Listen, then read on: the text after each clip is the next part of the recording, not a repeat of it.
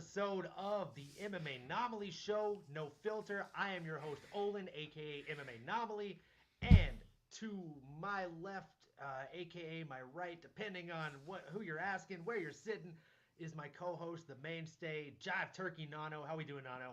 Let's go. I'm the other guy on the screen here, and I'm excited. Let's go. Another episode in the books. Here we are, man. We live, baby. Let's get it, baby. Oh, we got the tunes playing. Here we go. We're off. Come on. The tone, setting the mood. So we just wrapped up another episode of The Ultimate Fighter. Man, this season is feeling like it's a sad song. Someone break out the tiny violin. Here. We're not gonna. There you go. We're not gonna jump into too many spoilers right away. I say we start off breaking down what we saw happen this last Saturday.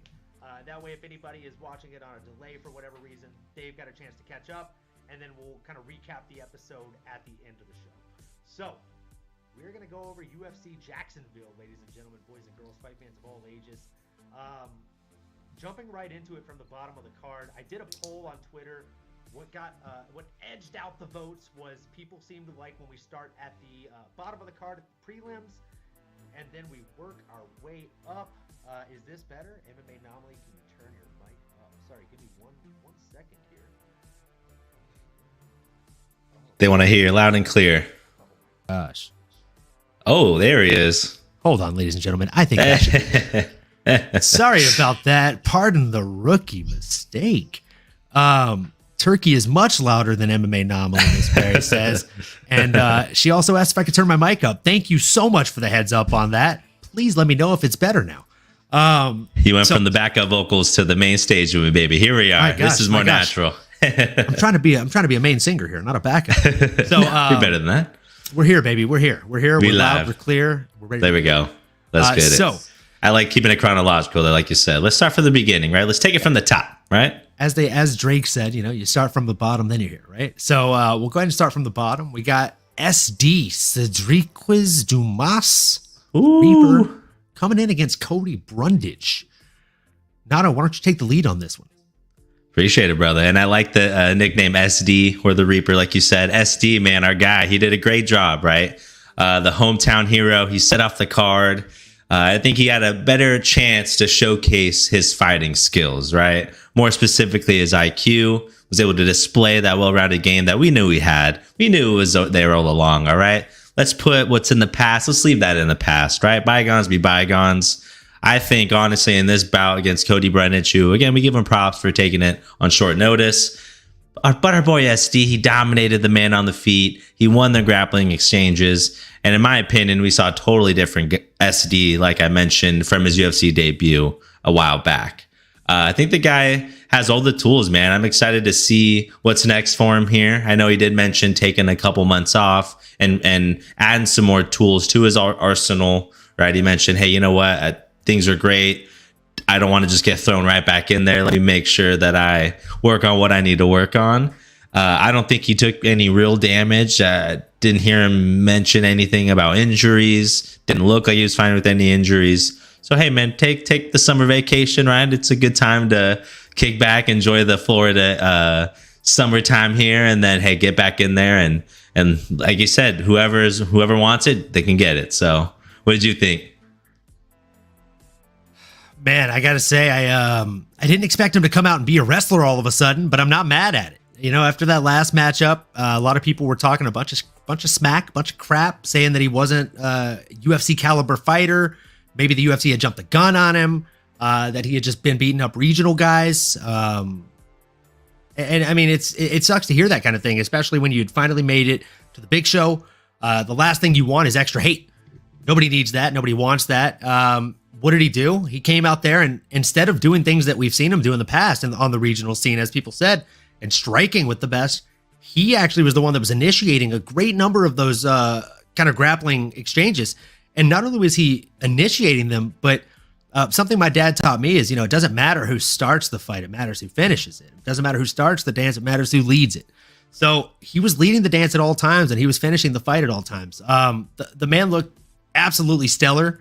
Cody Brundage looked tired and every bit like a man that took this fight on 1 week's notice. hats off to him for taking the fight on short notice. I definitely think that, it's an admirable call. I have to throw something in there. I have to address the elephant in the room here, Jive. I don't think it's fair that Dominic Cruz was constantly saying that he doesn't want to be in there. He looks like he wants out. He doesn't seem to have anything for him, etc. And I also don't enjoy hearing Cruz constantly taking jabs at no nonsense Keith Peterson. I feel like every single chance he gets, he's talking crap about Keith Peterson. And like, I don't care if you think the guy smells like whiskey and cigarettes. It doesn't matter, bro. Like, you think he called your fight off early, but I've talked to literally, me personally, at least 50 people about that fight. And I would say about 45 of them agree with Keith Peterson. 46 if you include me. So I don't think that it's okay for these commentators to constantly belittle fighters and refs.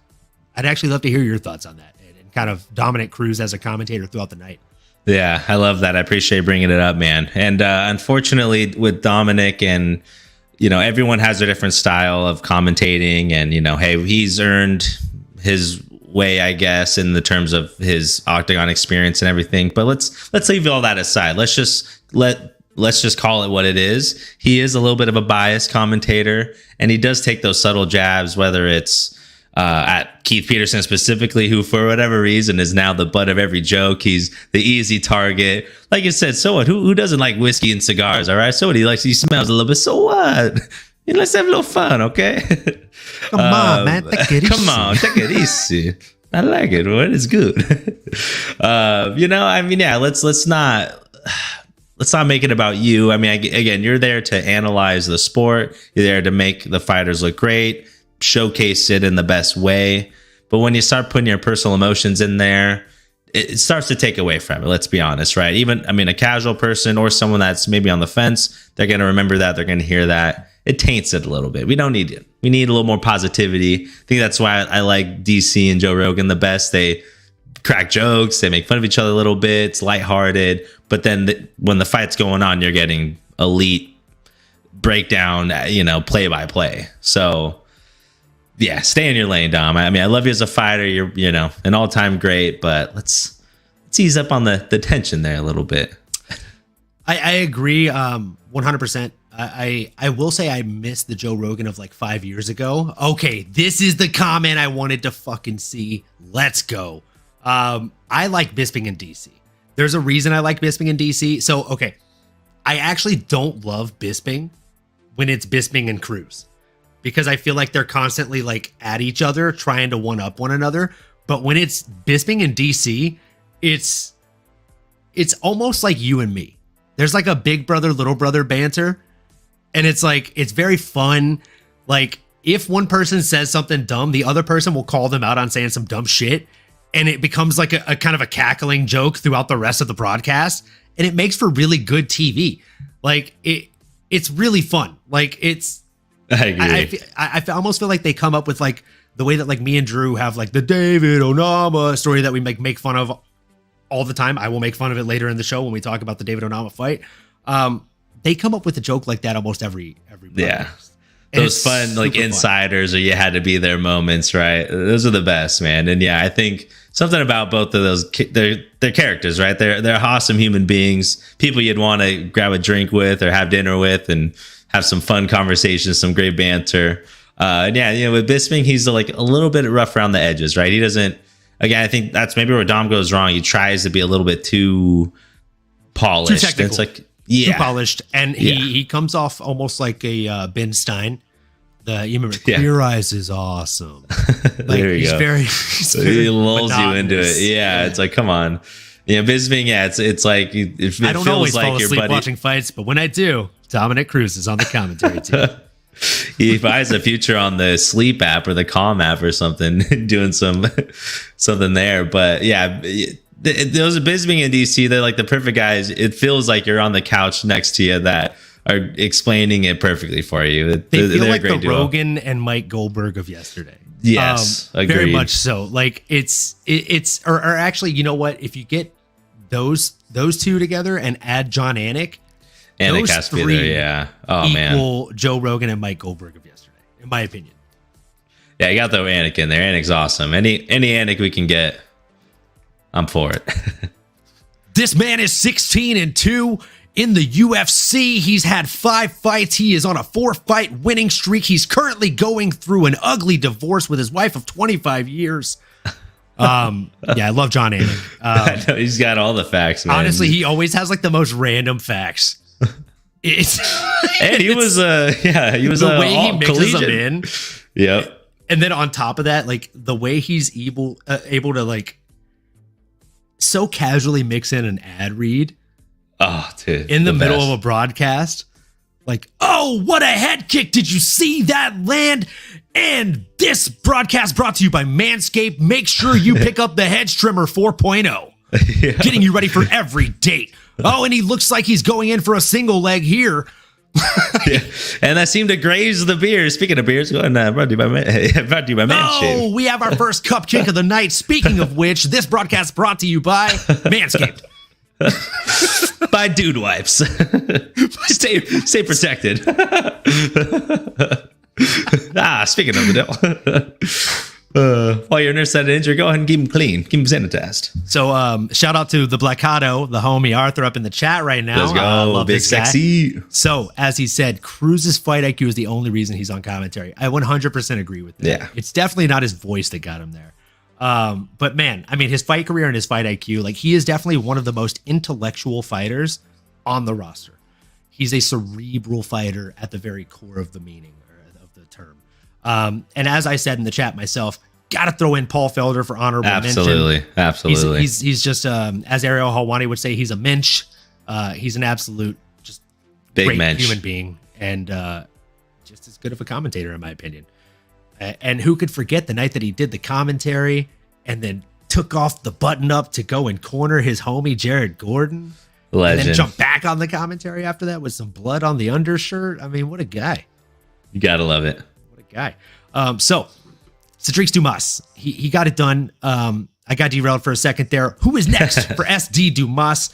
I think someone just outside of the top 15 if they want to push him hard. Maybe possibly a Bruno Silva. Or one more matchup before that kind of opponent. Who would you like to see next for the winner? Like you said, somebody in or around that top 25, right? I don't think you're cracking the top 15 yet. He's 27 years old. He's still young. Like I said, I mean, without any injuries, if he's going to take a couple months off, he's looking for someone closer to the end of the year. Let's find someone else young that's trying to make a name for themselves. Let's make a good match made in heaven here. I don't know. I like what you said. I mean, Bruno Silva, I think anyone in that range would be solid. Let's get him back in there, man. ASAP. Let's get this guy busy. 100%. Get him back in there. Let's see him keep on improving. Let's see him keep on growing. He showed vast improvements in this fight. And speaking of vast improvements, Jamal Emmers versus Jack Jenkins, a.k.a. the Leg Ripper, a.k.a. just the Leg Collector. My fucking God, this guy's leg kicks are disgusting. Oh, dude, they're lethal. They're like Gaethje. They're like a thing of beauty. I genuinely, so I put 2 bullet points for this fight. And the first bullet point is literally just leg kicks of Jack Jenkins are genuinely terrifying.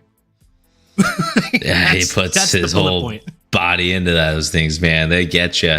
And he's built perfectly for leg kicks, I'd say. He's got tree trunks very as low legs. Sense of gravity. Very low center of gravity. He's got tree trunks as legs. Those things get a little, you start whipping you around, man. They hurt you. Brad Tavares was thrown in the chat for SD Dumas. I'm not mad at that at all. Thank you. There's a Sean Shelby. Appreciate you, brother. Right, that's money in the bank. Somebody hire this man. There we go. So back to Jack Jenkins. Again, my first bullet point of 2 is leg kicks of Jack Jenkins are genuinely terrifying. I look forward to seeing him break into the top 15 and seeing if anyone is able to check those, and if they are, what happens to his forward pressure and momentum throughout the fight. I think one of his most deadly weapons is his ability to constantly move forward, and I don't want to say bully his opponents, but he bullies his opponents. Like, I don't know if you've watched the tape on him prior to this fight, but he bullies his opponents is what he does. But what happens if somebody starts checking those kicks? Like, I know you haven't done a ton of like training, but let me tell you, I would rather eat a leg kick than get a leg kick checked that I throw a lot into. And that man doesn't know how to throw a light leg kick. Like, he throws leg kicks, bro. dude. Yeah, those things are vicious. Yeah, I'd agree with you, brother. I think Jack Jenkins definitely somebody that came with a lot of buzz, and for a good reason. I mean, he's talented. He's climbing. He's itching. He's right there, right on the cusp, in my opinion. I do think this fight overall was a fun one. It was a little bit closer than maybe he would have liked. I think that maybe more people would have thought. I think people were probably thinking Jack Jenkins was going to run right through him like he usually does. He may not have been totally happy with his performance. I felt like defensively maybe could have been a little bit better. Like there were some exchanges. He got hit a couple times. I know these things happen, especially when you put so much into your leg kicks, you know what's coming. After a while, maybe, you start picking up on those reads. You're going to take a punch or two. That's fine. But overall, I think he's talented as all hell. And sky's the limit for this kid, man. He's got the build. He's got the grit. And like you said, he tends to bully these guys. Can he keep doing that? Let's see, right? Hey, keep adding to your skills, right? I mean, you got great leg kicks. Let's get the hands going a little bit better. Let's get a little bit cleaner. Let's get better defensively. Resume. And that too. Yeah, keep stacking, keep collecting skulls, man. That's all we're trying to do here. Love seeing it. Sky's the limit for this guy. I'd love to see him get another big name. Not sure who, but hey, so give him somebody. Give him somebody. I actually have a name. Ooh. I have two names. So who I would like to see next for Jack Jenkins is either Billy Quarantillo or Jonathan Pierce. I think both of those guys would be great options for the up-and-comer. Both of those guys are somewhat up-and-comers themselves. Billy Quarantillo coming off of a pretty nasty loss to Edson Barboza, and then Jonathan Pierce is kind of on an up-and-down rise himself, but he's looked really good as of late. So I think both of those guys would be a really, really solid matchup for him. And not only that, but I think they'd be a decent test for him as well. I love that. Yeah, I think both would. I don't think they're leaps and bounds ahead of Jamal Emmers as far as competition level, but I think that they're high enough above him to kind of be a skill check or a litmus test for Jack Jenkins, just to kind of see like where he stands right now as far as skill set and fight IQ. Yeah. And then from there, it's, he'll be knocking on the door, honestly. Yeah. After that, you got to give that guy a top 15 opponent. And realistically, if he smashes through a Billy Quarantillo, I'm not mad at him getting a shot at Edson Barboza, depending on where Edson Barboza lies at that point.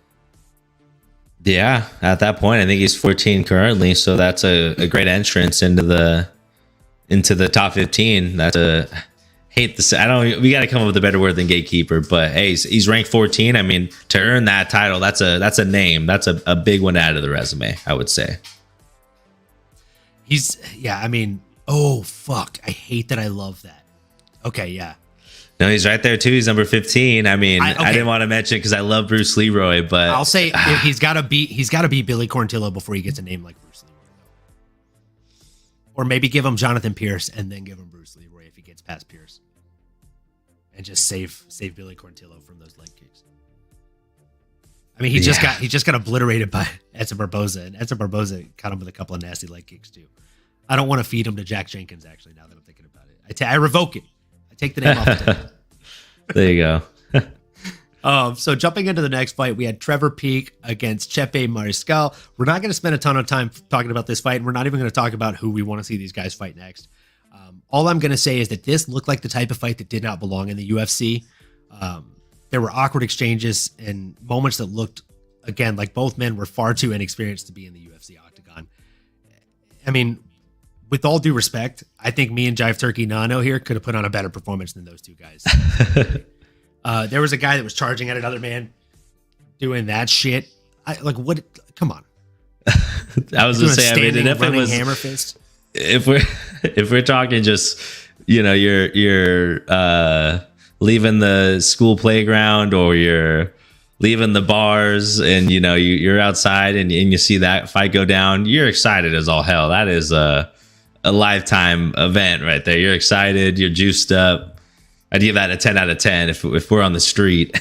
But UFC wise, yeah, I mean, not a lot of quote unquote technical skills being displayed on this one. Maybe that's what the matchmakers were thinking. It's just, hey, let's leave a couple guys just go out there and swing. And that was our preview at Zuckerberg versus Musk. That would be a fitting prelim for it for sure. But yeah, we don't need to spend too much time. I mean, both guys, I give them props for showing heart, but yeah, that was an interesting one for sure. Hold on, this guy. I type slow. This guy saying that he wants to see Chepe Mariscal. No, I think he's referring to. No, I think he is talking about our boy Jack Jenkins. Okay, I wouldn't be mad at that. I wouldn't be mad at that. At first, I was like, hold on. You're You're trying to get Mariscal murdered, dog. Nathaniel Wood or Lerone Murphy would not be fun for him. Nathaniel Wood, that's a fun one. Yeah, I think that's a really, really, really nice fight. So yeah, I mean that's all we're gonna say about that fight. I don't want to give that fight any more shine. Yeah, keep it moving.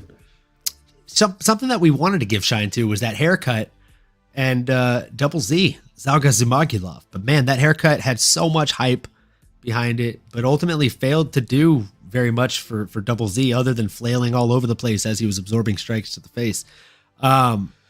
Great showing for Joshua Van, who honestly looks to continue riding the momentum and probably into another.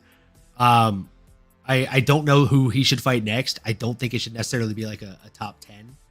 Maybe like the edge, the outside of a top 15. But again, like that fight was a competitive fight. But again, I don't think either of those guys are top 5 or top 10 caliber right now. Maybe not even in the next couple of years. No. Yeah, I mean, one of my notes for Double Z there, I mean, hey, great haircut. But, you know, and I know the mullet's having a comeback. It's having its moment. But just like, you know, a perm, just like the frosted tips had its era, maybe it's kind of making its way back. These waves come and go, but I think the bowl kid era might have to go for old Double Z here. And now that he lost, doesn't look as well. Give him props though, man. I mean, he was busy early. He still landed a lot of strikes, but man, Joshua Van, the younger guy, really showed his ability. I was gonna say his durability, but honestly, he deserves to be here. I mean, at 21 years old, that was a grown man he beat up there. You know, I mean, again, he weathered the early storm. You know, a lot of guys don't recover from that type of thing, or just maybe mentally check out, or just fold under the pressure. But he handled business, man. It was really fun to see.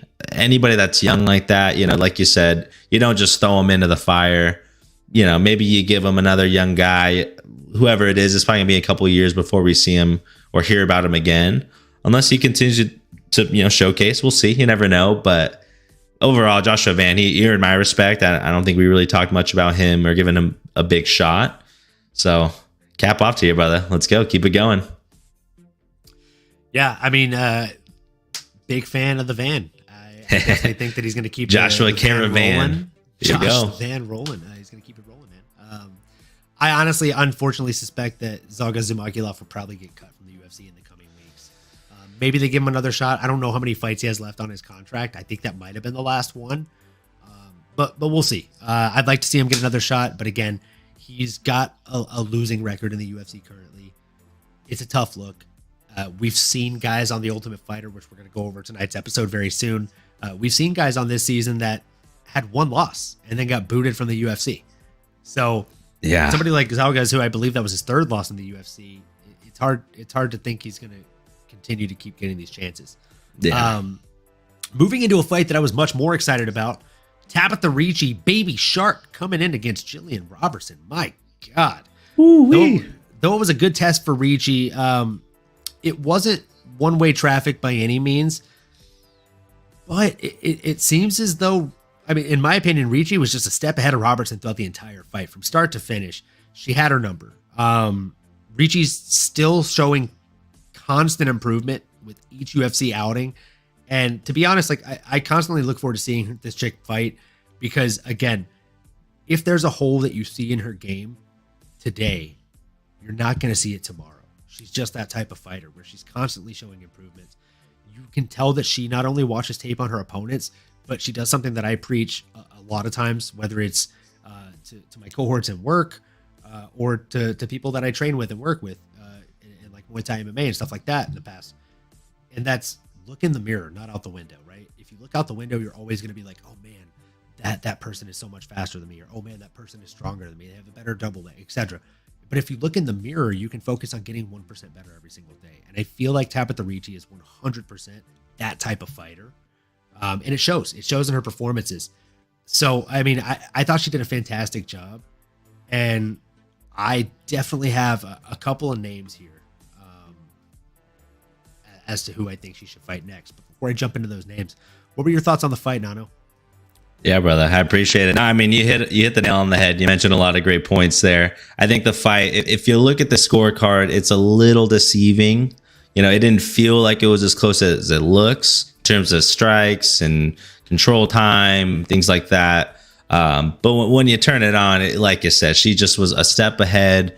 You know, in a lot of these exchanges, you know, and a lot of times you give one, you get one. You know, if you're willing to throw them, you're going to take a couple. But how are you taking them? How are you wearing it? Who's taking more of the damage? Who's leading the fight? Who's leading the dance? And she was the one. She was willing to tango.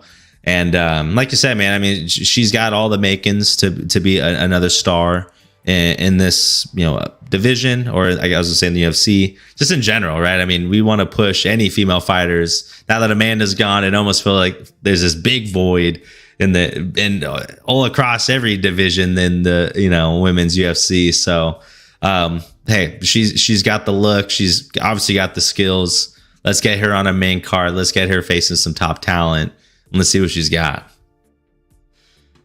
100% echo everything you say. I'd love to hear who you think's next for her. Who I think should be next for her. First, let's see. So I think Luana Pinheiro, her last, or Luana Pinheiro's last victim, Michelle Watterson, aka Michelle Watterson Gomez. I think both of those would be great potential options for Baby Shark Tabitha Ricci. Obviously, if she's willing to take the fight, Luana Pinheiro would be the higher up the ladder grab. But even if you fail to get that name and you get the last person that person beat, and Michelle Watterson Gomez, the Karate Hottie has a much bigger name, much bigger fan following, and would be a much bigger draw as far as building a name for Tabitha Ricci. What do you think? I love that. I think that's great. Yeah, I mean, I guess, shoot, Michelle's right there at 13. Tabitha, as of now, is 14. So, I mean, looking at the landscape currently, as a fan, I'd love that. I mean, I love, like you said, the Karate Hottie, Mama Karate Hottie here, but Tabitha, man, I mean, she's trending up right now. I'd buy her stock if this was, you know, speaking stock market. But man, at 28 years old, again, she's 14 already. So yeah, I mean, who doesn't have a dance partner? Who's still waiting, you know, to hear back? But when I look at the landscape, she's tough for all these girls. Even Amanda, who just lost. I mean, no one's invisible, right? Everyone's human, and I guess anybody really. But Michelle seems like the fun one, in my opinion. That's a well-established name, like you said. Stylistically, it makes sense. Let's see what they got. I know she's been doing some acting. I don't know how busy she's been or how active she's been, but let's see it. Yeah, I mean, and Michelle Watterson, like I said, I think she'd be the easier name to actually get to agree to the fight, and she's the bigger draw. Mm-hmm. I mean, it hasn't been that long since she's fought. Like, to be completely honest, she fought 2 months ago, back April 8th. Oh, sure. When she lost to Luana Pinheiro, the other person that I mentioned, right? So right, she's just coming off of a fight just about, well, almost 3 months ago at this point. It was the very beginning of April, the end of the first week of April, beginning of the second week. Again, I think she's a perfect matchup. Style-wise, they match up very well. Ranking-wise, they match up very well. And timeline-wise, they match up very well. This goes back to exactly what we were saying last week. And realistically, for the last couple months of episodes, this is going to be a constant trend that we're seeing of the changing of the guard, really, where we see these names like the Karate Hotties of yesterday fighting the Baby Sharks of today. And a lot of times the Baby Sharks of today are going to beat the yesteryear stars. So I'm here for it. It's sad to see because we love these yesteryear stars, but at the same time, it's a happy thing to see, and it's a great thing to see these new stars rise up. If we're gonna watch our favorites of yesterday lose, we might as well build new favorites for tomorrow off of those losses. So absolutely. I'm here for it. I think it's gonna be fantastic. And speaking of fantastic, we had Randy Rude Boy Brown coming in against Ellington Turman. I'm gonna let you take the lead on this one. Tell me how you feel. Hey, man, this was a fun one. The Rude Boy, he came out against our guy Wellington here. And again, the scorecards, like when you're looking at it on the surface, you may think, okay, I don't know here. I'd be willing. Wellington looked to have done pretty well for himself. And he did for the most part. I think Rude Boy maybe wasn't expecting him to come out and be as aggressive as he was, or to maybe be as game as he was. But Rude Boy got it done, man. It was a fun outing, a close victory, 29-28 across the board. But overall, man, it was a fun one. What did you think of it, brother? I thought it was a really one. Rude Boy fans, stand up. Your guy got it done over a very game Wellington tournament. Randy Brown. So there were some very interesting stats in this fight. If you watch the fight, I thought I don't want to say it was like super clear cut, but I will say it was pretty clear cut for Randy Brown, right? Like Randy Brown landed 18 less total strikes than Wellington tournament, but he somehow landed more significant strikes than tournament across the distance. Pair landing the more significant strikes with landing 2 of 2 takedowns for 2 minutes and 47 seconds of control time. And we had ourselves a winner, guys. However, I have to point out again the weird stats here.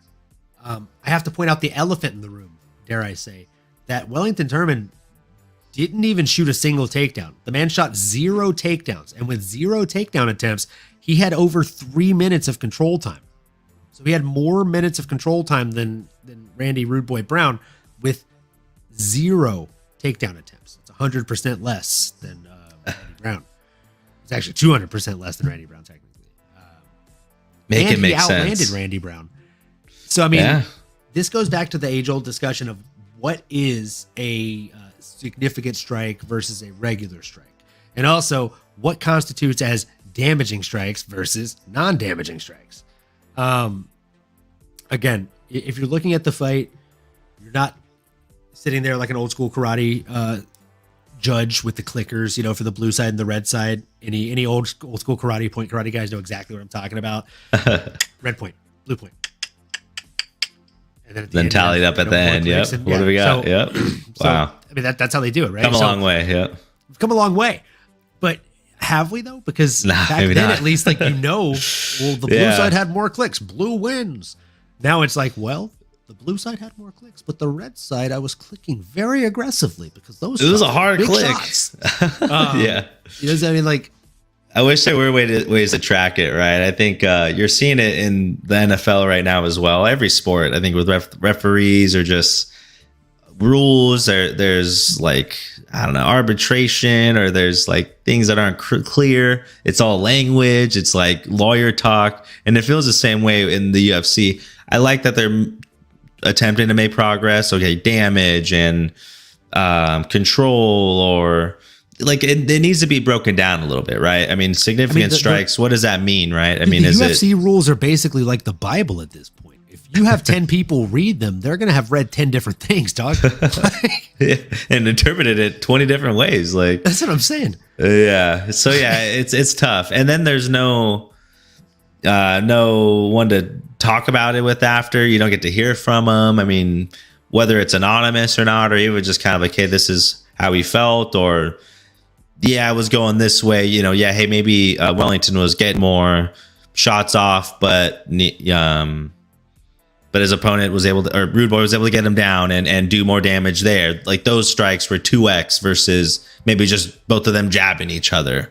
Okay. But I want that to be explained somewhat, or on some of these controversial ones, we'd like a little bit of something. Give us something here. Literally anything. Anything would be better than what we got now. So, what's next for Randy Rude Boy Brown?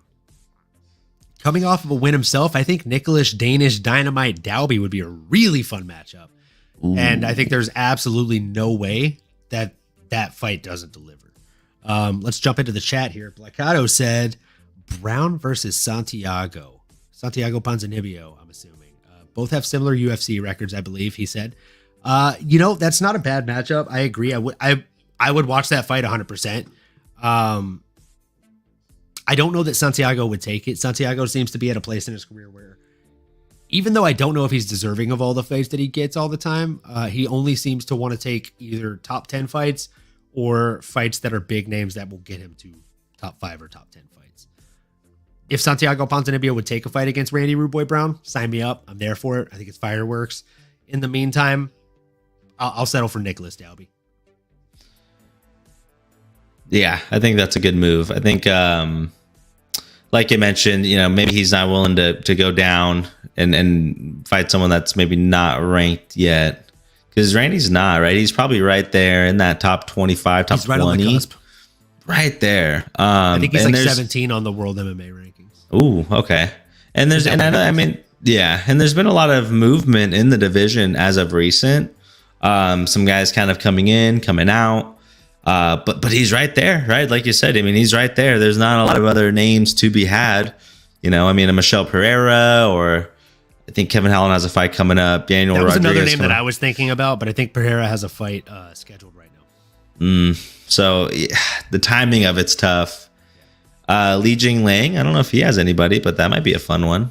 Maybe is he supposed to fight somebody recently? I want to say he actually has a fight scheduled. No, he hasn't. He actually hasn't fought since September. In his fight against D-Rod, maybe he had a fight fall through. I could have sworn he had a fight scheduled. Oh, he injured his spine during fight camp. He had to withdraw against Michael Chiesa for UFC 287. That's who it was. It was supposed to be Michael Chiesa. The Blackado said he'd vote for Dalby versus Chaos Williams. I'm not mad at that either. Oh, there we go. That'd be fun. Definitely not mad at that either. I like it. Get a little spitball session here. But yeah, honestly, anyway. Sign me up. Sign me up. So we'll go ahead and jump into the next fight here. I'm just going to take the lead on this one. And as they say, I'm going to bury the lead on this one. Neil Magny versus Philip Rowe. For starters, I was wrong. Neil looked good. He looked sharp. He looked like he got back to the basics that made him a threat in the past. And I don't know what's next for him. I don't know who's going to fight him next. Personally, I wouldn't mind him fighting more up-and-comers rather than getting catapulted right back into the murderer's row of the top 5 of his division. The only thing I can tell you about Neil Magny is that I will not be betting on his next fight against him or for him. I just have learned I don't ever bet on Neil Magny fights. Someone to stay away from there. That's for darn sure. Yeah, man, he's a frustrating guy. He's frustrating to watch, frustrating to fight, I'm sure. But no, man, he got the job done. I think he looked a little angry out there, to be honest. He looked like he had something to prove, and poor Mr. Rowe, poor Philip Rowe he was just on the train tracks, unfortunately. Yeah, on the receiving end of a bad one. Gary is interesting. That's a young up-and-comer. If Gary didn't already have a fight scheduled, you know what? I actually have to ask. I have to ask the Blackado here. Does this mean that you think Gary is gonna beat his current opponent, or do you think he's gonna lose against his current opponent? Because he already has a fight lined up against the man, the myth, the legend himself, Jeff Hands of Steel Neal. Oof. So if he beats Jeff Neal, you think he gets Magny, or if he loses to Jeff Neal, you think he gets Magny? That's what I need answered in the chat. Blackado. Let's see what else he said. He said Gary needs a test, and Magny has become somewhat of a gatekeeper. I agree. I hate the term gatekeeper, but if you actually, legend has it, if you look up in the Webster's Encyclopedia, gatekeeper, there's actually a picture of Neil Magny in there. I swear, I'm not even making it up. That's not even a joke. It's there's actually 2 pictures. It's him right next to Caitlin Chukagian. Oh. I'm sorry. From the top row. Everyone's getting it. It's called a double jab. Come on. Oh, I love that. You ain't lying. Yeah. So, I hate the term gatekeeper, but yeah, he really is a gatekeeper. Let's see. He says, I don't know if he gets past Jeff Neal. That's going to be tough. I completely agree. I think Hands of Steel Neal's going to ring his bell. I think he'll ring his bell.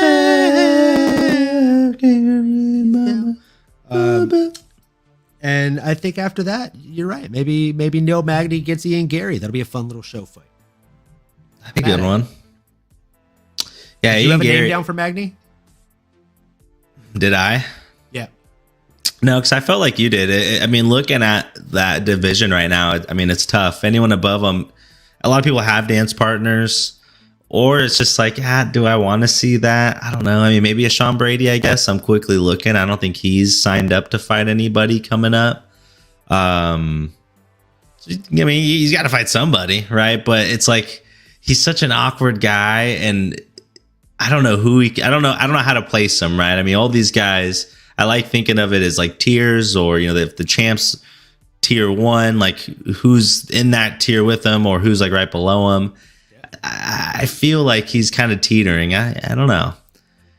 At his age, I mean, maybe you think, hey, if I could take out a young guy like a Ian Gary and take his momentum, and maybe you take that as a way to try to get back up there to, fight someone like a Gilbert Burns. But we saw what Gilbert did to him. So I don't, the line is drawn there, Yeah. I mean, there's a clear discrepancy depending on how high up the ladder you go. Yeah. I mean, it's kind of up in the air then for him, I would oppose. So moving into the next fight, we had let's see here. We're gonna skip around here a little bit moving forward. We had David Onama versus Gabriel Santos. Not gonna say a ton about this fight. Don't know who should be next for him, but man, Mr. David Onama, he went in there and hit the freeze frame follow-up knockout. My God, like I don't know what's next for him. I wouldn't be mad at a rematch with Nate the Train UFC Landwehr. Oh, that was a great fight. I don't really have much else to say about that one. Great celebration. Yeah, everything about it was phenomenal. I mean, if you follow ESPN MMA or any MMA site, you probably saw it. It was pretty darn clean. I mean, dropped him, gave him another right hand on the way down. Little kiss of death there. The flicker, little kiss of death there. Just little extra. Yeah, little icing on the cake there. Yeah, I mean, great performance. Great celebration after too. Quick shout out to the last style bender. But yeah, let's see what's next for him. Get it back in there. I mean, he didn't take too much damage, so let's see what's next for the kid. I'm excited about it either way. And the next one's going to be another one that we don't spend a ton of time on, as the fight itself was, I believe, like 21 seconds. Austin Lane coming in against Just Atafa. I told you the only lock of the night was that fight was not even going to go a round and a half. And boy, chef's didn't kiss. need much time at all. Oh Absolutely. my God, it didn't go much time at all. 21 seconds. I hate the way it ended. The eye poke hurt around the world. I mean, the gloves have been changed this year, folks. And all I have to say is not good enough. Okay. I've seen better gloves that could be used for MMA in a Bruce Lee movie called Enter the Dragon back in 1973, folks. There's been arguments that we should try using those gloves. They're old Kempo style gloves. And, I mean, they have they have like the bigger, the kind of the pads around. Finger pads, yeah.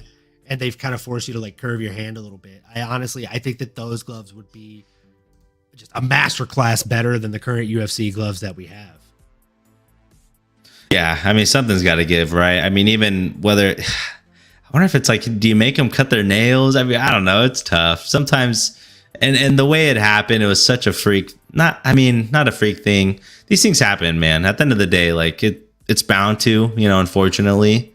Right in the eye, when your eye's bleeding like that too, you just these guys are tough. I don't think he's finding that as a way to back out of it. I mean, he probably legitimately cannot see, or oh no, I mean, he's at a minimum, he's a your tough son of equilibrium's a gun. off. He's not trying to get out of the fight. It's just a matter of like, I can't see.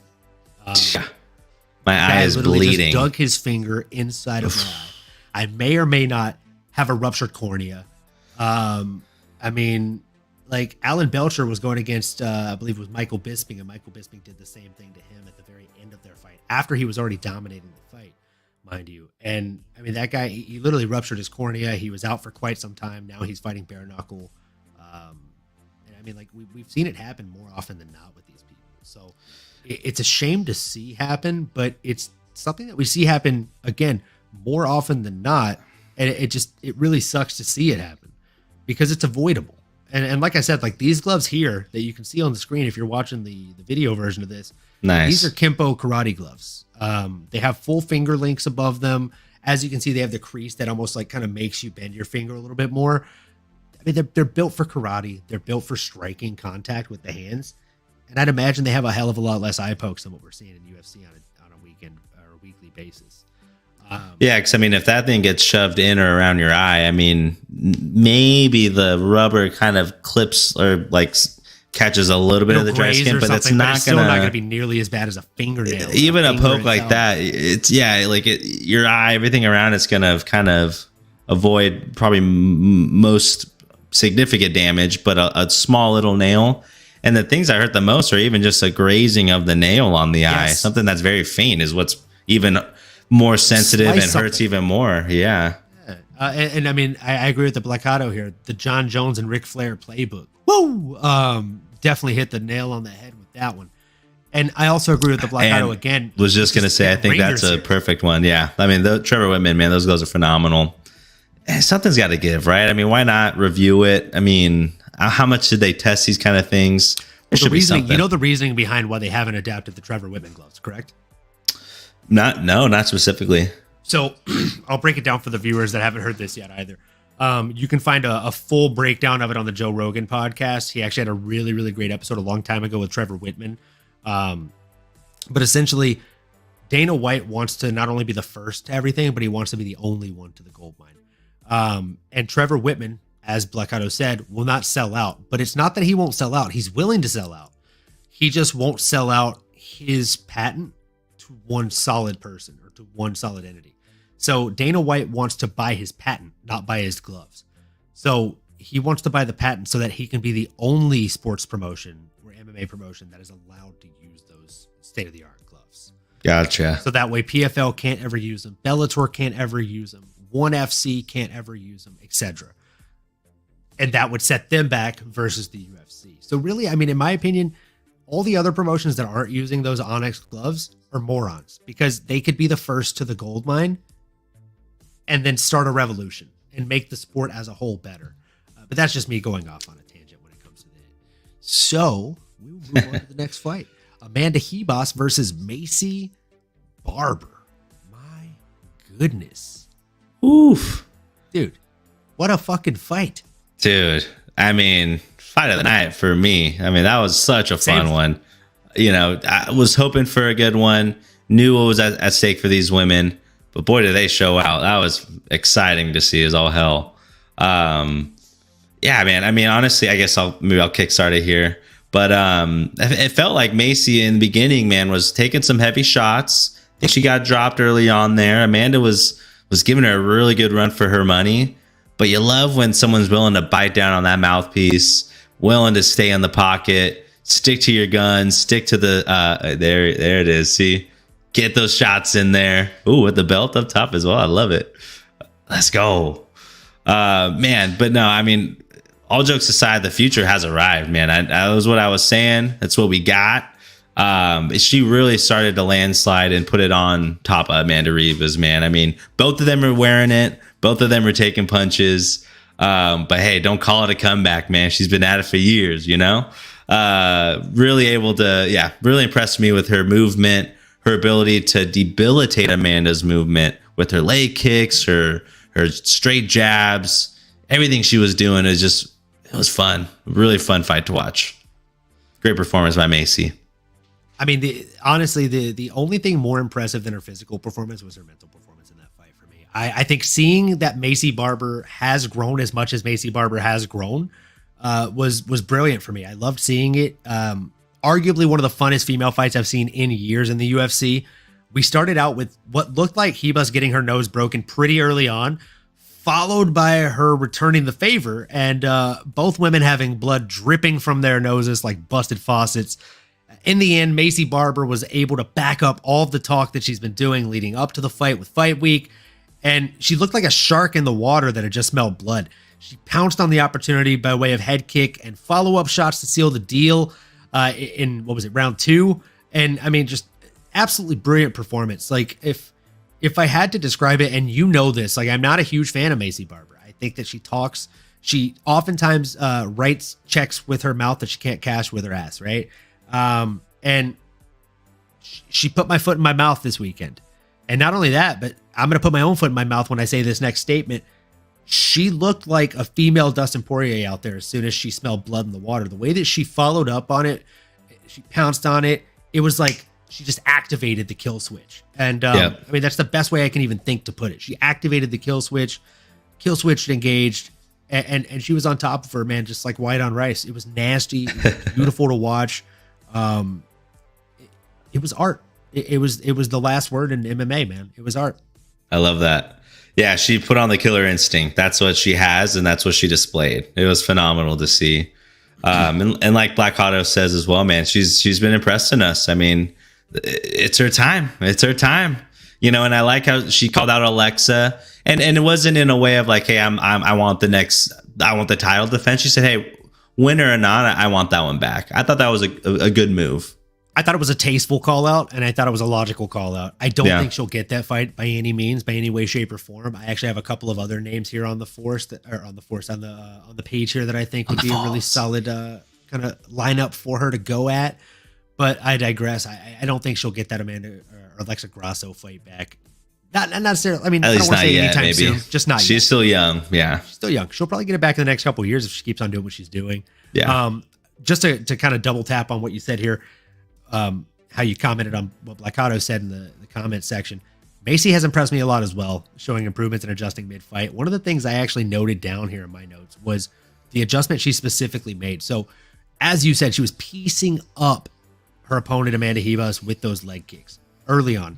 And I always say when you go to the legs, when you go to the body, it's like stacking away pennies for a rainy day, right? You're literally stacking away so that way you can cash that check when you need to. When you're tired, they're going to be way more tired. You're hurting them late, like early on, right?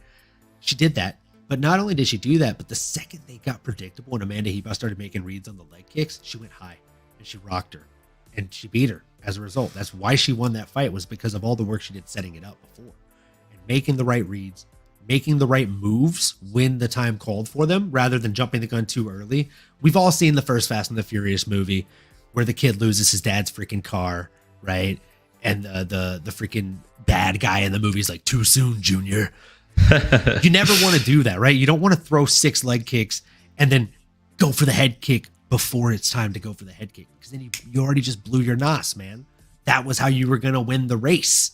That was your trump card. You got to wait till the perfect moment. And I truly feel that that young lady did that. She did that on Saturday night. And Macy, the future barber, I don't think she's getting that fight she called for, but what I do think she should get is the loser of Tyler Santos versus Aaron Blanchfield. Oh, yeah. She definitely should. I mean, she's right there, right? She's earned her spot at the table with the top elite women here in the class. Why not? I mean, that's a fun one. Man, those are some bad women. I mean, it's great. I mean, Macy, she's been around for a while. I mean, and again, she's proved it. Amanda Ribas is right there too. They're all very talented, in my opinion. Top tier of the division. Hey, man, yeah, be ready, Macy, because you're gonna, and 2 totally different types of fighters, but very well rounded. Oof, oh boy, that's a fun one. I think either of those fights would be fun. Like Tyler Santos versus her would be a very fun striking matchup. Aaron Blanchfield versus her, I think, would just be a very, very tough. Again, it would be a litmus test, right? Like just to see where she's at. If her skills have advanced to the point that they need to have advanced to, if she's going to actually have a shot at that title. I mean, that's the thing. Yeah, Amanda was able to take her down a couple times. You know, I know these things will happen, but she did prove a way to get back. I mean, you know, didn't stay there long, was busy. Yeah, man. I mean, it's sky's the limit for her. I mean, I'm excited. Again, she earned all the hype. She had a great performance. Love seeing it. I guess that is what's next. So, like you said, I mean, we'll have to wait and see. I mean, we probably won't hear anything for a while, but it's gonna be one of those top ladies. Let's go. Let's go, baby. Moving into the main event of the evening, here we go. We had Josh Emmett going in against Ilya Taporia. What a fucking fight! Woohoo! What a fight! Wowzers. Man, dude, Josh Emmett once again proves to be a fighter with a lot of heart and an iron chin, which of course are 2 things you don't want to keep hearing if you're on a losing streak.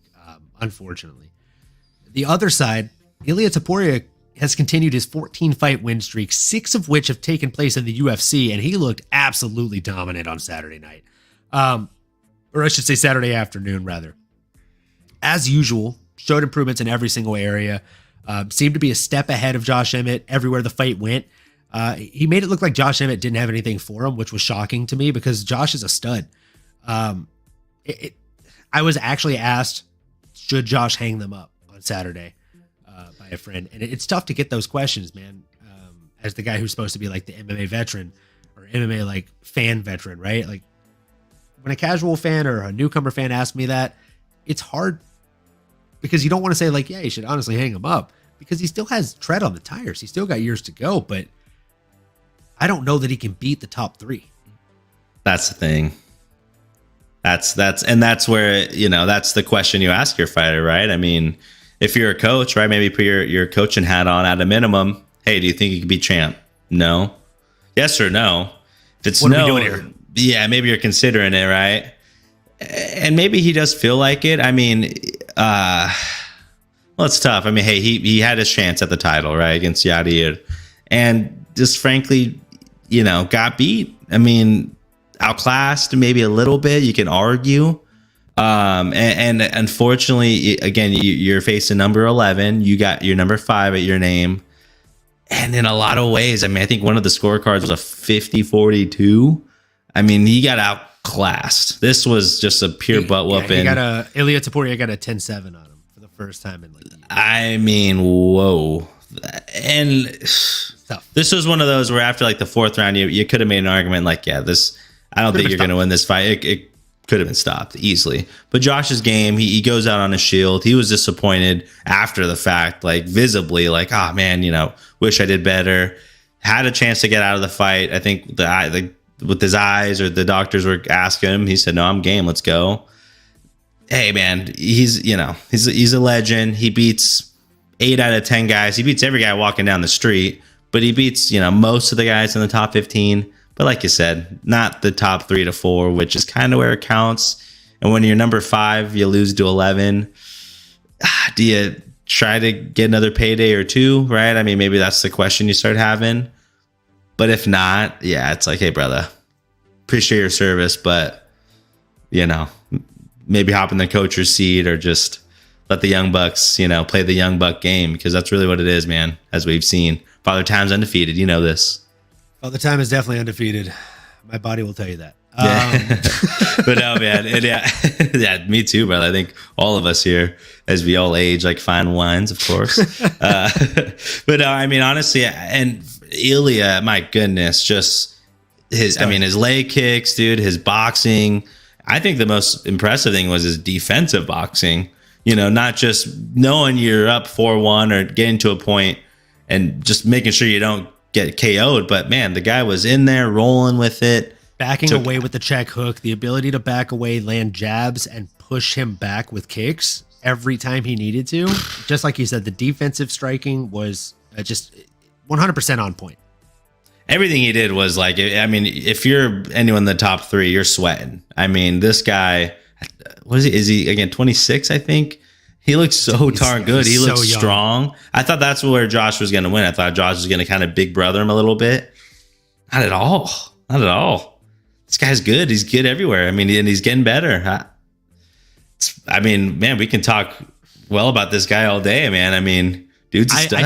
I just want to point out that I've been talking about this guy. I've been high on this guy in the MMA group chat for like the last probably 3 years. We got the receipts. Since like the fight before the Jai Herbert fight in London, which I don't think many people thought he was going to win in the group chat. Is that before Ryan Hall too, or was that around that time period? Yeah, that was the fight before the Ryan Hall fight. That's when I like the fight. 2 fights before the Ryan Hall fight was when I was high on this guy. Yeah. And going into the Jai Herbert fight, I'm pretty sure I was like maybe one of 2 guys in the group chat that thought he was going to beat Jai Herbert because Jai Herbert was a weight class above him, and it looked like he might not have won that fight in the first round, right? Because he was getting rocked, but. That guy's a beast, dude. He is, dude. The way he came out in that second round against Jai Herbert and landed the head, body, I think it was a head, body, head, just like 4 hooks. I've watched that knockout so many times. Like it was just, it's so beautiful. The way he's an animal. The just velocity, the speed, it's the ferociousness too. Yes, the ferociousness, bro. We were saying the same shit. I love it. I love that. The ferociousness, literally, striking arsenal is insane.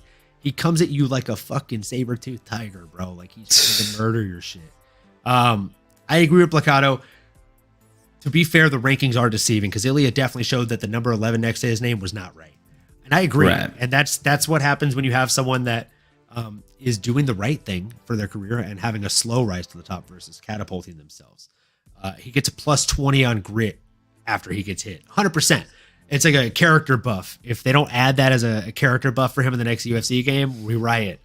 And that being said, what should be next for this young man, guys? Like I think it should either be a title shot or a title contender shot against anybody not named Max Holloway, just because I don't want to see Max lose again. And I think that would happen. Oh, hot take. Oh, man. The blessed should be stressed, I guess, over there. I mean, yeah, honestly, frankly, there's not a lot of names left. You're at 5. Okay, hold Arnold on. The is... Blackado, I think, is just like racist against Arnold Allen. Because like every time there's a murderer that we're talking about, he's like, feed him to Allen. Feed him to Arnold. That fucking guy. Feed him to the redneck. No. Feed him to that guy that showers at truck stops over in the UK. Oh yeah, he's not even. Yeah, what the heck? Yeah, honestly, I mean, but that he's there, right? There's not a lot of other guys that are left. That's the worst thing about when Blackado says the name is like I'm not mad at it. Like, fuck, that's a pretty good matchup. I mean, that's fair. I like that. I like that better. Ortega, I wouldn't be mad at it at all. And I feel like it's like a tailor-made matchup for Ilia Topuria to be a star. Yeah, because I mean, if it's a main event, he's going to go out there and just beat the crap out of Brian Ortega for 25 minutes. Or he just beat the brakes off of him for like 8 minutes until the fight's over. I think he'd get a finish, bro. Like, I really do. Yeah, I don't know if Ortega's ever been finished, but I will say that he's tough enough to think that he can beat him boxing. You know, he's Mexican. He's thinking, I'm gonna stand here. I'm gonna bang with him, and yeah, it's gonna get ugly real quick. That'd be one of the biggest mistakes he's made in his career. Yeah, I mean, but hey, I mean, he was almost able to get Volk in a choke. I mean, anything can happen once you get on the ground. And Ilia, I mean, can he stay perfect? That's the thing. Can't make mistakes now, Bubba. I mean, you gotta be perfect. So but he does. I guess that's the thing. We saw it over 25 minutes now. He can go without making mistakes. He can and win a fight. So I'm leaning Ilia now. I can't bet against the kid. Same. I can't bet against. I won't. I haven't bet against him in like 3 years, and I don't think I will. So we're gonna ride that train till the wheels fall off, man. We got a new star. That being said, that's the fight card. We did skip over a few fights. We are going to go over one of the fights that we skipped over, specifically one of the combatants that took place in that fight, in a new segment that we like to call the Star of the Week.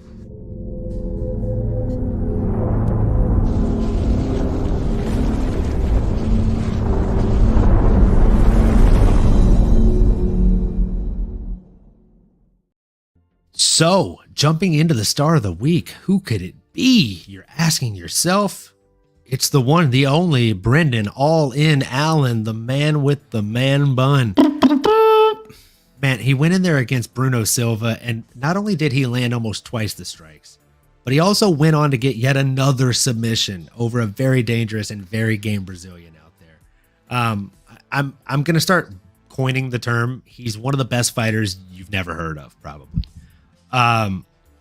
Honestly, he put on a show-stopping performance, and this is not the first one he's put on this year. This is the second performance like this that he's put on this year alone. The man should become a household name sooner rather than later. I think he's a fantastic fighter. I think he's someone that's been overlooked for some time. And I've got thoughts on who I think should be next for him. But before that, what did you think of this weekend's performance from Brendan All-In Allen? Brother, it was a coming out party for our guy Brendan Allen over here, man. The guy with probably the best hair in the UFC. You might have to throw that out there. With some really cool tats, which sometimes you don't always see. And this is a guy that's grown in front of our eyes, right? I mean, honestly, if you go back and you turn on the fight against Sean Strickland only 3 years ago, he looks like a skinnier, frail version of himself now. I think he's really grown into his body, his frame, and it shows in all of the fights he's been in, which have been in a lot, frankly. He's been extremely busy the last 2-3 years. Yeah, a couple losses on the belt, but they're elite talents. We're talking about a Sean Strickland, a Chris Curtis, two guys that are at that top tier. They are the cream of the crop in the division. And again, I mean, Brandon looks like a different dude. I mean, just physically, his aura, like this charisma, the way he's kind of carrying himself, the way he's, and obviously after a performance like that, hey, talk a little crap, speak your talk, homie. I appreciated it. The calm shot, all the stuff he was saying in the press conference, man, it was fun. Why not? Like, I love when fighters show that excitement, that enthusiasm, that kind of dog in them, as we like to say on this show. But no, man, he's phenomenal. I think he, again, has grown. Like, we've seen him from his experience, from staying busy, I think growing into his frame. The kid's got all the tools, man. I'm excited for what's next for him. I'm excited to see hear what you have to say, but this is a star. I mean, a great first timer for the new segment here. This kid's a star, man. We're telling you. Run this back in 6 months or in a year and let us know. Keep an eye on this superstar. Guy. Yep. Definitely keep an eye on this guy. And I mean, the term you just used couldn't have set up who I have match made for him any better. You said run this back. And I mean, the words are echoing in my brain right now. Speaking of run this back, I wouldn't mind him getting a rematch against Sean Strickland, assuming Sean Strickland loses this Saturday against Abus Magomedov. The reason being, Sean Strickland is one of the two last or most recent men to actually hand Brendan All-In Allen a loss in recent years. If for whatever reason Abus goes out there and this is like a 25-minute banger of a fight, let's say Sean Strickland gets a ton of damage, obviously that's going to put him out for some time. I don't want to keep Brendan Allen on the shelf that long. He didn't take a ton of damage here on Saturday.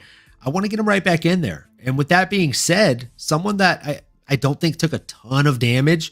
He has the wear and tear on his face from the fight that he was in recently, but that kind of stuff heals up quickly. He didn't take a ton of leg damage, body damage, etc. None of the long-term stuff that we see. So, I mean, if Sean Strickland isn't willing to take that rematch against Brendan Allen, I wouldn't be mad at seeing Brendan get thrown right into the deep end of the water against a Marvin Vettori-style shark.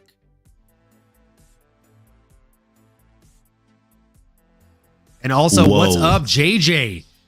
JJ. Blast from the What's past up, with the Yelp homies. Let's go. Let's go, baby. Great to see you. Oh, man. Honestly, Vettori would be a fun one. That'd be a banger. I feel like think they that's have the move. similar tribal tattoos on opposite arms, too, so it would look like Bizarro World fight. Like Superman versus Bizarro. That's yeah. Yeah, even Strickland. I mean, honestly, I think Strickland does probably lose to Magomedov. I mean, but Strickland's a gamer. I mean, he'll get right back in there. He'll fight every week, I think, if he could, to be totally honest. He could get 25 minutes of jabs and watch Sean Strickland somehow coast to another win over someone he shouldn't beat. But who knows?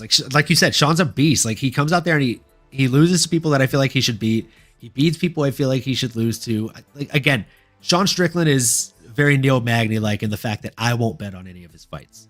Yeah, he's pesty.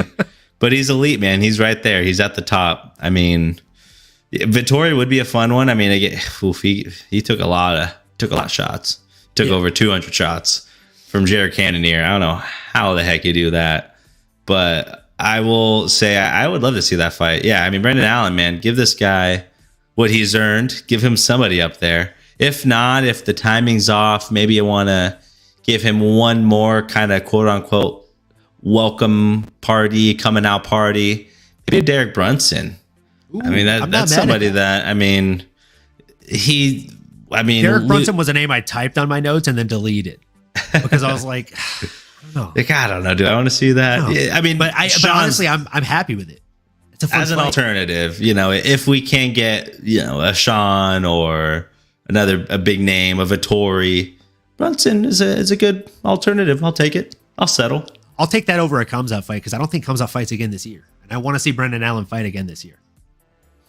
Yeah, I don't think Kamzat. Got to strike while the iron's hot, and he's the star of the week for a reason. He's not going to be the star of the year necessarily, right? We're gonna be doing this every week, and you can't let the star burn out. You got to strike while it's hot, man.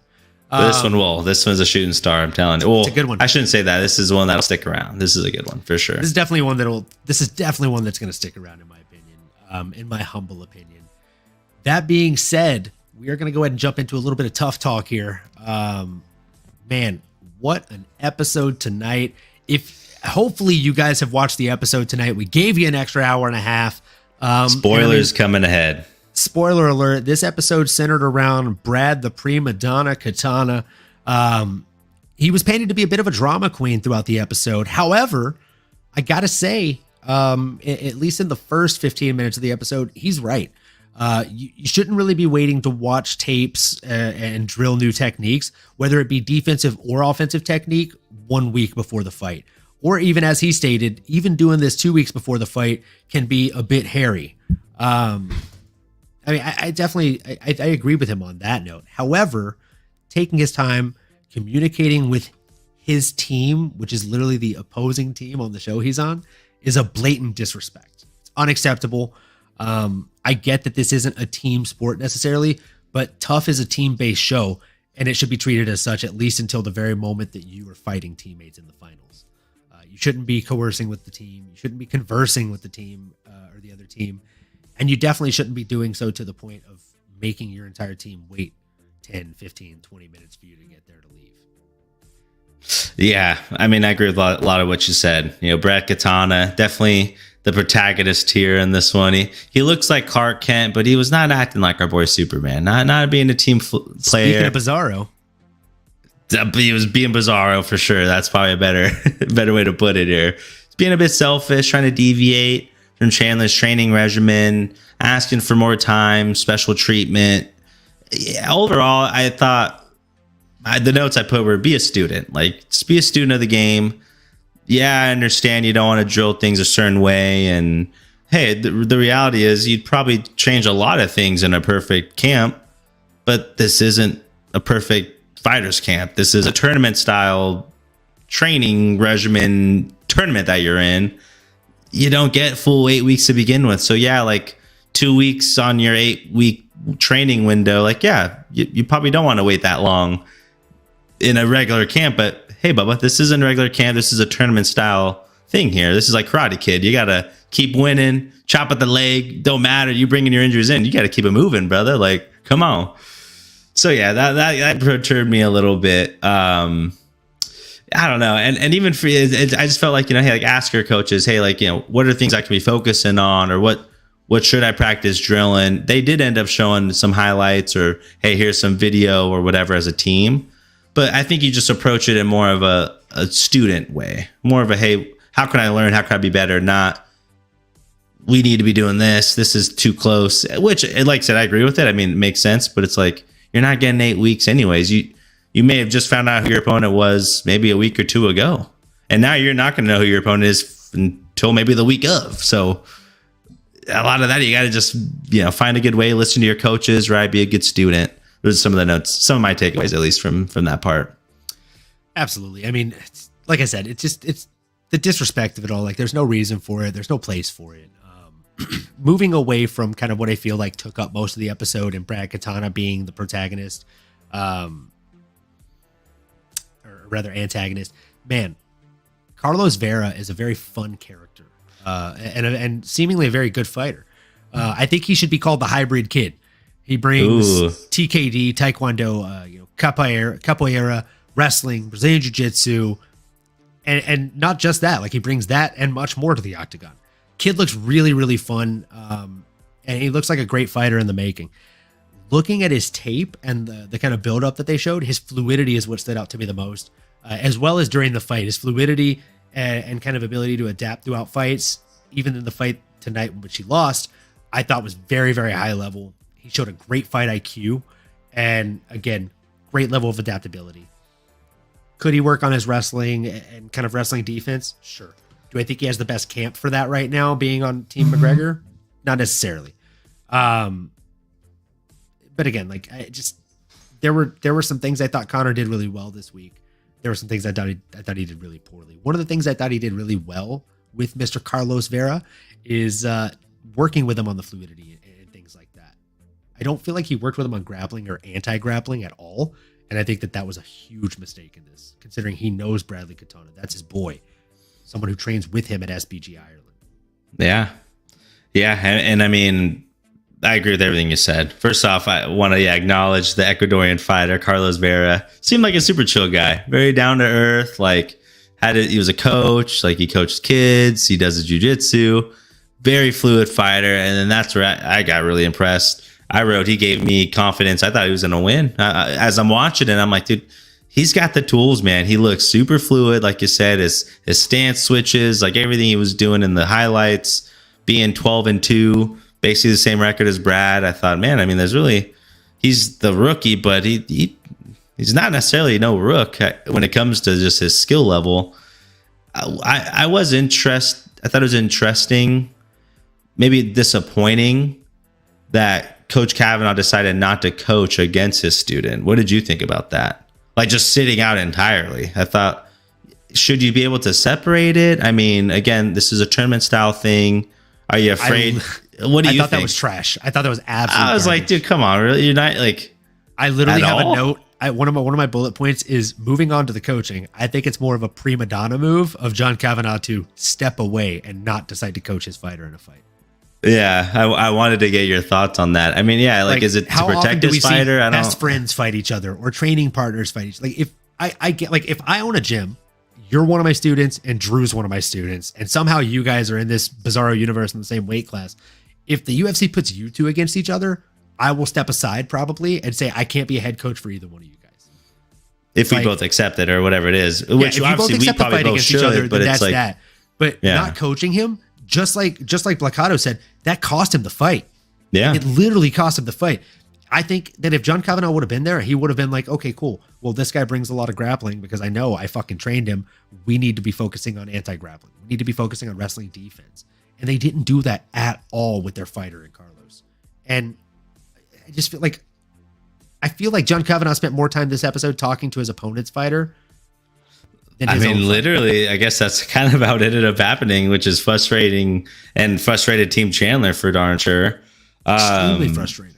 Yeah, it's an interesting tactic. I would say, yeah, even the coaching styles, and this kind of takes me, at least starting with Connor, like, I understand the striking, that's his, cup of tea, and hey, take the extra notes you can there, but they should have known that this guy's going to try to out-wrestle him, get to grapple him, get him up against the fence. That's probably where most of the time should have been spent, is in these defensive scenarios, on your back, up against the fence, how you getting out of it. And he was able to get out of some of those exchanges, surprisingly to me. I mean, he was able to get on top, able to get out, explode out, or just use good technique, get to a good position, had some moments, not enough, had maybe a couple minutes of control time, but just not enough for the third round. I feel for Connor. I mean, the one word I put for the episode is just landslide. Round. Give these boys a chance. And then it starts talking crap. Michael, you've never seen a fifth round. He's like, I've seen plenty, bro. He's like, have you ever seen a championship round? 5 rounds, 25 minutes. You know what that is, Michael? You ever seen 25 minutes in the octagon? He's like, yeah. Have you seen that, Michael? Many times. Yeah, plenty. Definitely. I almost wish Michael would have been like, you ever watched Bellator? Yeah. You have any title defenses at 145, Bubba? Oh. Vast majority of my career was in title fights. You ever had a title defense there, bucko? Come on. Boom, roasted. I would just, if I was Michael Chandler, I would make the trash talk as like rated G and generic as possible. Like, I've actually had plenty of 25-minute fights. Have you ever had a title defense there, Shamrocks? Shamrocks, yeah, it's a super dad joke. Just go lean fully into the dad jokes. You should. Pull yourself up by the bootstraps, and I'll see you at the top. So interesting thing in the chat here. The Placado thinks that McNuggets gets his first win next week, but I got news for him. Next week is my pick to win the whole damn thing on Michael Chandler's team. Kurt Holloway's a Louisiana Slugger coming out of Denham. I think he's from Denham Springs, Louisiana. Like, I've lived in Denham Springs, Louisiana. Oh, there we go. Someone. Oh shoot, you know what's in the water, brother. It's nothing good. Stuff that'll eat you back. Dude. Yeah, I think Kurt Holloway's a nasty dude, and he's fighting one of Connor's boys too. He's fighting Connor's little prodigy, and let me tell you,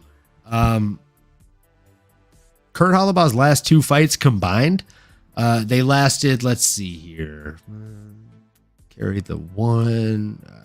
5 minutes and 36 seconds. 5 minutes and 37 seconds. 2 fights. Both of them ending by KO from him. So, I mean, fucking Mary, dude. Miss Mary says there's parasites in the water. She's not wrong. If you're talking about North Louisiana, there are parasites in the water. You don't want to drink it. Stick to the bottled water. Stick to the bottled water or the boiled water, but definitely don't drink the stuff that comes out of the tap. So the only thing that I thought was worse than John Kavanagh deciding to quote unquote step away and not coach Carlos in this fight was, Conor McGregor, like, that's his boy, Brad Katana. Like, they train together, they're homies. And not only is he like coaching against him, which that's part of the job. Like, I expect him to coach against him, but like in between rounds, giving advice and things like that. The whole like constantly yelling from the sidelines, about Brad Katana's wrestling, like, oh, there's no action, stand him up, ref. You need to see action in these moments. And the doing the capoeira, like da da da da da da da da da. Like, I don't know what the fuck he was doing. I think it was supposed to be like some kind of capoeira song to get homie Carlos Vera motivated to dance and do the capoeira thing. But it was weird, and it just felt misplaced and just wrong. Yeah, it felt like, I don't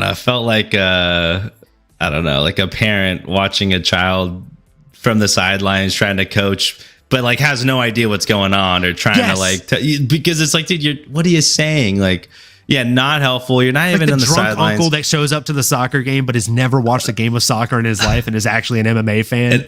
And ends up getting kicked out just for being too vulgar and talking crap. Do that? He just kicked the ball away from my nephew. What the fuck? Get off your knees. You're blowing the game. Yeah. Are you even a real referee? How far up does this go? How much they paying you? I'll double it. Yeah, like you're one of them. You're on their team. Why I oughta. Yeah, I mean, honestly, though, all jokes aside, like, I mean, it's night and day difference from Chandler's coaching style, his ability to communicate, his actual like leadership, his caringness. It feels like actually being in the octagon. Hey, man, you're good. Hey, breathe. Like, I feel like those little things, even if you're not gonna be like technical or whatever, like, because hey, these guys are fighters, maybe they're not coaches, so you can't expect that. I love that Blackano just said this. Me and Mary were having this conversation during the episode. She literally turned to me at one point and said, babe, question, what's the longest running record for like most losses for a tough coach in a row consecutively or across a season? And I literally had to think about it. I'm like, if I had to like guess off the top of my head, I think it was probably Rampage Jackson. I think he got obliterated against Rashad Evans, and that's why he broke a door and took it out of the door because, like, I mean, that was the only thing he could beat that season. He couldn't even win the fight against Rashad at the end of the season. Rashad masterclassed him. Yeah. One of the most beautiful double leg blast doubles I've ever seen in my entire life. Legend. That's one of my favorite fighters of all time. Always will be. Always has been. But I mean, he is bad. Again, I don't even think that's a hot take. McGregor's just a shit coach. Another thing that I told Mary, one more thing, and then I'm going to stop talking and let you take over here, Nano. I think what we're seeing here is the fact that we only have one coach this season because Conor McGregor is not a coach. We're seeing the difference between a manager and a coach. Conor McGregor is very much a manager. He shows up in suits. He's constantly 5 to 10 feet away from the octagon during the fight, not getting into the octagon really in between. You don't really see him warming up with his fighters leading up to the fight. You just see him talking to him at best, even if that. Whereas on the other side, you have someone that shows up wearing the same exact gear as the people that are fighting day in and day out. He's back there holding pads with them. He's game planning. He shows up to practice not in a suit and tie. He shows up in the same gear that his guys are wearing with a journal that he's taken time to write things in to help make these guys better. I have grappling for this guy. I've got striking for this guy. I've got jiu-jitsu for this guy, etc. Strength and conditioning for this guy. He has a beat on all of his guys, and he cares about all of his guys. When his guys win, he wins. When Conor's guys win, if they win, he celebrates. He doesn't win. Just like when Chandler's guys lose, if it happens, it's going to feel like a loss for Chandler because you can tell he takes it to heart when these guys win, how he builds them up, how he walks to the back with them after a win. You can see he seems just as happy as he is in the UFC when he gets a win, or Bellator for that matter. And with Conor, I don't think you get that. You're not. I mean, it's becoming more and more clear. Each episode, each exchange, and now in the actual results of the fights, unfortunately. I do feel at the end of the day, it's one of those leading from the front or leading from the back, and Connor's the guy trying to, lead from the back, trying to, push everyone or mush forward while, Chandler's out there like freaking on the trenches, on the front lines, like pushing with you. Like, and it's clear as day. And I would say it's unfortunate for the fighters. I think, after the allure or, initial shock of being around Connor, or wow, we get to train with them, or, oh, cool, we get to do a fun, like, pedal bike competition. Like, after all that settles, I mean, how much time is he really spending behind the scenes or extra scenes? Or like you said, I mean, during the literal fight, he's on the sidelines yelling things that drunk guys are yelling during the fights, like casually, I mean, it's unfortunate to see, but it's clear as day. Like, it is clear as day of two different styles, two different approaches, two different types of humans with just two different levels of compassion and care, unfortunately. But yeah, man, I mean, I don't think Connor and them are going to win any, and they're going to go defeated. and honest, we were waiting to go live here, but in between they had an extra bonus clip. I don't know if you saw this on the after show, but it was Connor talking to the coaches, basically talking about how like he's pretty much accepted defeat. Like, he's okay with them not winning. Like, as long as they get something out of it, as long as like they improve or they put on a good show, like, they'll get rewarded. Like, the UFC will bring them back. Like, they just want to see, like, kind of in his Connor way, in a roundabout way, was pretty much just admitting, like, yeah, like I told these boys, it's not about winning. It's about putting your heart out there or whatever. My God, he's conceding, man. It's obvious. He's conceded. He's already conceded defeat.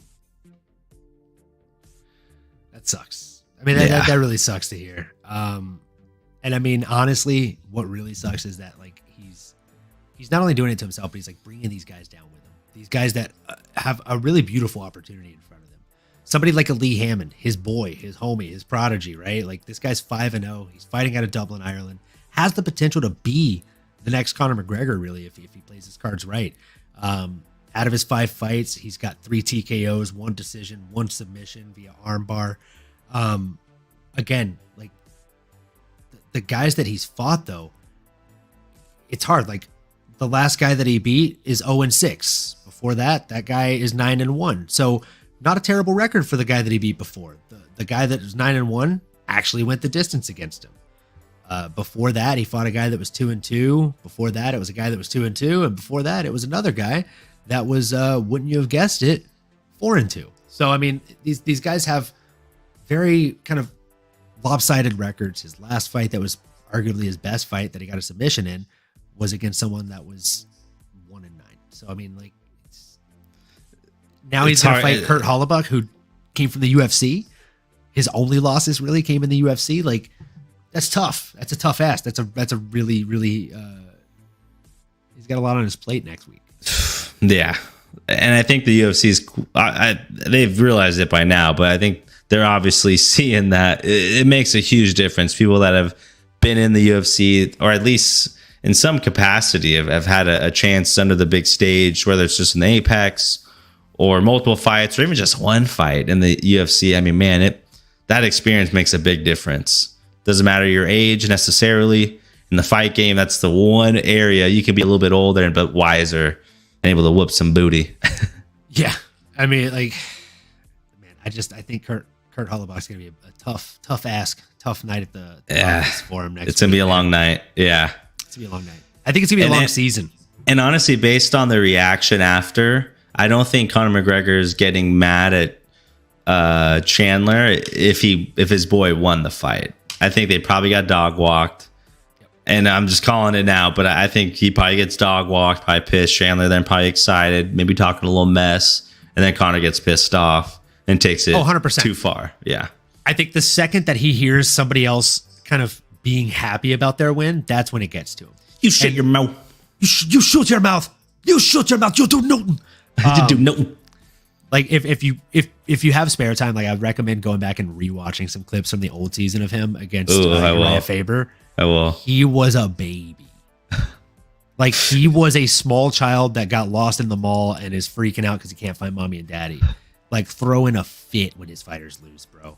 Like throwing his Ray-Bans off his glasses. Face. I do remember that one, yeah. Like getting hit in the cage and shit, dude. Like literally like roid rage before he was even on steroids, to my knowledge.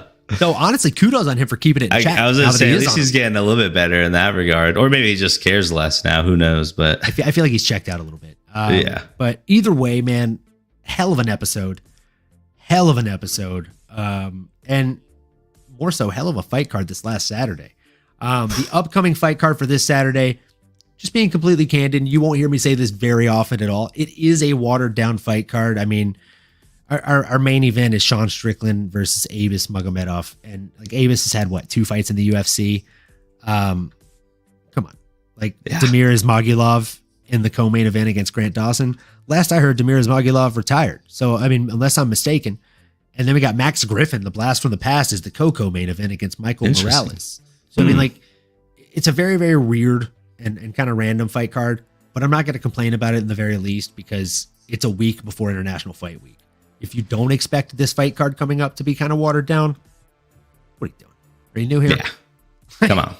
Come on. Shimon Lee. I agree with you, brother. And hey, just like we saw this week, there weren't necessarily a lot of quote unquote household names, but we still walked away with some really good performances and some new stars. So maybe something will come out of it. But we got a big one in a couple weeks. So I think that's where all the eggs are going in that basket. Rightfully so. Y'all better be ready. Clear your plans. Put that on the agenda.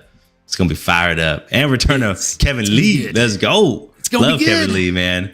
He's fun. Really like Kevin Lee. He's a fun fighter, man. He's real. I like him. He's very real. Yeah, I think that's the best way to describe Kevin Lee. He's a real dude. Yeah. And he's a dog. He's a dog. I like to say. We like our dogs. We do like our dogs. So join us on Thursday. We'll be doing another live episode. We're going to be going over this card that maybe not a lot of you guys are super hyped about. But you know what? It's our job to build the hype for you. So we will help. We will build some new hype for you. And it looks like we have some new followers here. Appreciate the bot for popping that up in the chat. You love to see it. Welcome to the channel, new followers. Thank you all. Yeah, man. Looking forward to seeing you guys on Thursday. As always, make sure you throw up your comments in the chat of how you see the fights going when we're chatting next episode. And we'll also be doing our bet versus bet that you guys love to see. We'll be going over the results of last week's bet versus bet. It was a hot one. And yeah, as usual, ladies and gentlemen, boys and girls, fight fans of all ages, we really look forward to seeing you next episode, which is just here in a couple of days. And Nano, what you got? Hey, man, you covered it all. Appreciate you all. Appreciate you all for stopping by.